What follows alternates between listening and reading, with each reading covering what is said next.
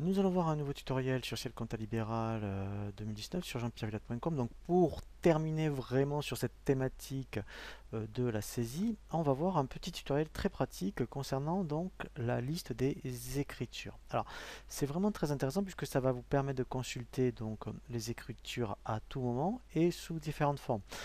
à partir donc de numéros de mouvement, soit donc de façon comptable ou vraiment on va dire de façon je dirais en mode dépenses-recettes. Donc effectivement, systématiquement, quand vous saisissez ici des dépenses et des recettes, quelles qu'elles soient, en standard ou en simplifié, ou que vous fassiez des virements par exemple, eh bien automatiquement vous allez vous retrouver toutes vos écritures ici dans liste écriture.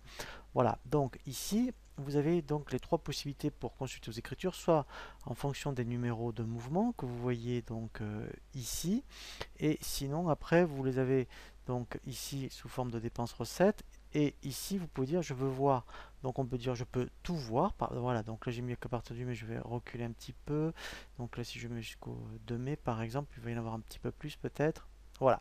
donc là vous pouvez dire je veux voir tout, alors vous voyez ici les mouvements sous forme de dépenses recettes et vous pouvez dire je veux voir que les dépenses par exemple, voilà. Alors après ce qui est intéressant c'est quand on double-clique dessus on revoit ici donc la saisie, voilà, donc là je refais fermer et ensuite vous pouvez le voir de façon comptable, donc ici voilà, ici vous voyez à la fois le compte de charge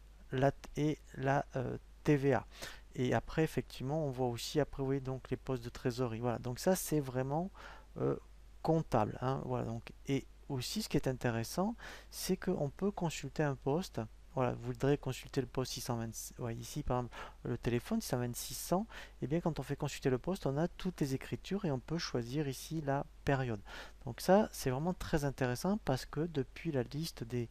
écritures, ici, on peut faire vraiment pas mal de choses pour effectivement donc consulter soit des mouvements, des dépenses ou vraiment des écritures comptables.